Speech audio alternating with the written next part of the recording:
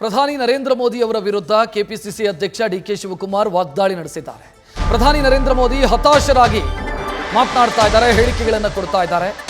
ಮೋದಿ ಹೀಗೆ ದೇಶಕ್ಕೆ ಅವಮಾನ ಮಾಡೋದು ಸೂಕ್ತ ಅಲ್ಲ. ಐಟಿ ಅಧಿಕಾರಿಗಳು ಕಾಂಗ್ರೆಸ್ನವರಿಗೆ ಕಿರುಕುಳ ಕೊಡ್ತಾ ಇದ್ದಾರೆ. ಯಾರಾದರೂ ಒಬ್ಬ ಬಿಜೆಪಿ ನಾಯಕರ ಮೇಲೆ ದಾಳಿಯಾಗಿದೆಯಾ ಮತ್ತು ಈ ಕಾರ್ಯಾಚರಣೆಗಳೇನಿದ್ದಾವೆ ಇದು ಪೊಲಿಟಿಕಲಿ ಮೋಟಿವೇಟೆಡ್ ಅಂತ ಡಿಕೆ ಶಿವಕುಮಾರ್ ಮಾತನಾಡಿದ್ದಾರೆ. ನರೇಂದ್ರ ಮೋದಿ ಮತ್ತು ಐಟಿ ಕಾರ್ಯಾಚರಣೆಗಳ ವಿರುದ್ಧ ಡಿಕೆಶಿ ವಾಗ್ದಾಳಿ ಮಾಡಿದ್ದಾರೆ. ಈ ದೇಶದಲ್ಲಿ ಯಾವ ಪದ್ಧತಿ ಇದೆ ಅದೇ ಮುಂದುವರಿಕೆಯಾಗುತ್ತೆ ಅಂತ ಸ್ಯಾಮ್ ಪಿತ್ರೋಡಾ ಹೇಳಿಕೆಯ ಬಗ್ಗೆಯೂ ಕೂಡ ಪ್ರತಿಕ್ರಿಯಿಸಿದ್ದಾರೆ. ಅಂದರೆ ಸ್ಯಾಮ್ ಪಿತ್ರೋಡಾ ಹೇಳಿಕೆ ಅವ್ರದ್ದು ವೈಯಕ್ತಿಕ, ಪಕ್ಷಕ್ಕೂ ಅದಕ್ಕೂ ಸಂಬಂಧ ಇಲ್ಲ ಅಂತ ಡಿಕೆ ಪ್ರತಿಕ್ರಿಯಿಸಿರೋರು. ಮೋದಿ ಅವರು ಪ್ರಧಾನಮಂತ್ರಿ ಆಗಿದ್ದಾಗ 280 ರೂಪಾಯಿ ಇತ್ತು ಗ್ರಾಮ್ ಚಿನ್ನ. ಈಗ ಎಷ್ಟಾಗಿದೆ? 75,000 77,000 ಆಗಿದೆ. 2,800 ರೂಪಾಯಿ ಇದ್ದು 10 ಗ್ರಾಮ್. ಪ್ರಿಯಾಂಕಾ ಗಾಂಧಿ ಒಂದು ಮಾತು, ಬಹಳ ನೋವಿನ ಮಾತನ್ನು ಬೆಂಗಳೂರಲ್ಲಿ ಹೇಳೋಗಿದ್ದಾರೆ. ನನ್ನ ತಾಯಿ ದೇಶದ ಐಕ್ಯತೆಗೆ, ಸಮಗ್ರತೆಗೆ, ಶಾಂತಿಗೋಸ್ಕರ ನನ್ನ ತಾಯಿ ಮಂಗಳಸೂತ್ರವನ್ನು ಕಳ್ಕೊಂಡಿದೆ ಅನ್ನೋ ಒಂದು ಮಾತನ್ನು ಕೂಡ ಪ್ರಿಯಾಂಕಾ ಗಾಂಧಿ ಅವರು ಹೇಳೋಗಿದ್ದಾರೆ.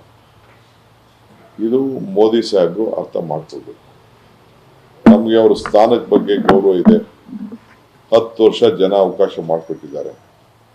ಆ ಸಂತೋಷದಿಂದ ಜನ ಏನು ಗೌರವ ಕೊಟ್ಟಿದ್ದಾರೆ ಅದು ಸ್ವೀಕಾರ ಮಾಡೋದು. ಈ ರೀತಿ ಈ ದೇಶಕ್ಕೆ ಅವಮಾನ ಮಾಡುವಂಥದ್ದು ಸೂಕ್ತ ಅಲ್ಲ ಅಂತೇಳಿ ನನ್ನ ಪ್ರಾರ್ಥನೆ.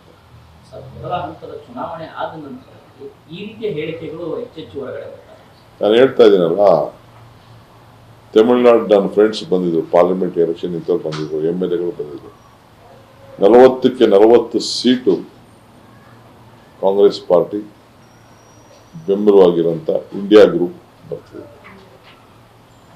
ಇವತ್ತು ನಾಳೆ ನಡೆಯುವಂಥ ಕೇರಳಲ್ಲೂ ಅದೇ ಪರಿಸ್ಥಿತಿ.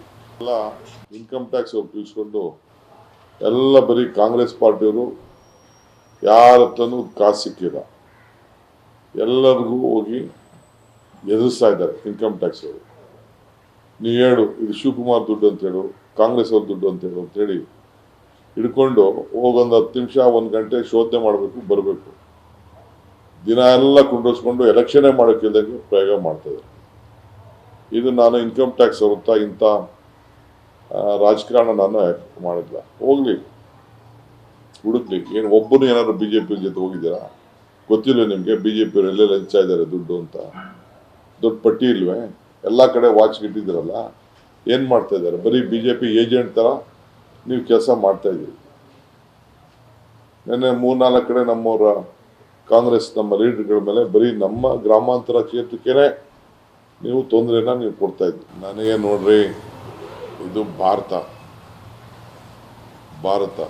ಈಗಾಗಲೇ ಜಯರಾಮ್ ರಮೇಶು ನಮ್ಮ ಪಕ್ಷದ ಪರವಾಗಿ ಹೇಳಿದ್ದಾರೆ. ಯಾವ ಡೆತ್ ಟ್ಯಾಕ್ಸು ಇಲ್ಲ, ಯಾವ ಬರ್ತ್ ಟ್ಯಾಕ್ಸು ಇಲ್ಲ, ಯಾವುದೂ ಇಲ್ಲ. ಈ ದೇಶದಲ್ಲಿ ಏನಿದೆ ನಮ್ಮ ಪರಂಪರೆ, ನಮ್ಮ ಪದ್ಧತಿ, ಅದನ್ನು ಮುಂದುವರ್ಕೊಂಡು ಹೋಗ್ತದೆ. ಇದು ಯಾವುದು ಕೂಡ ನಮ್ಮ ಪಾರ್ಟಿಲಿ ತೀರ್ಮಾನ ಆಗಿಲ್ಲ, ಅದು ಸುಳ್ಳು. ಅದಕ್ಕೆ ನಾವು ಅವಕಾಶ ಕೊಡೋದಿಲ್ಲ. ಏನು ಮೊದಲಿಂದ ಈ ದೇಶದಲ್ಲಿ ಪರಂಪರೆ, ತಂದೆದು ಮಕ್ಕಳು ರಾಜಕಾರಣನೇ ಆಗ್ತಾ ಇದೆ. ರಾಜಕಾರಣದ ಸಂಪಾದನೆ ಮಾಡಿದಂಥ ಅವರ ಹೆಸರುಗಳನ್ನೇ ಮಕ್ಕಳು ಟ್ರಾನ್ಸ್ಫರ್ ಮಾಡ್ಕೊತಾ ಇದ್ದಾರೆ. ಈ ಆಸ್ತಿಗಳನ್ನ ಟ್ರಾನ್ಸ್ಫರ್ ಮಾಡೋಕ್ಕೆ ಬಿಟ್ಬಿಡ್ತಾರ?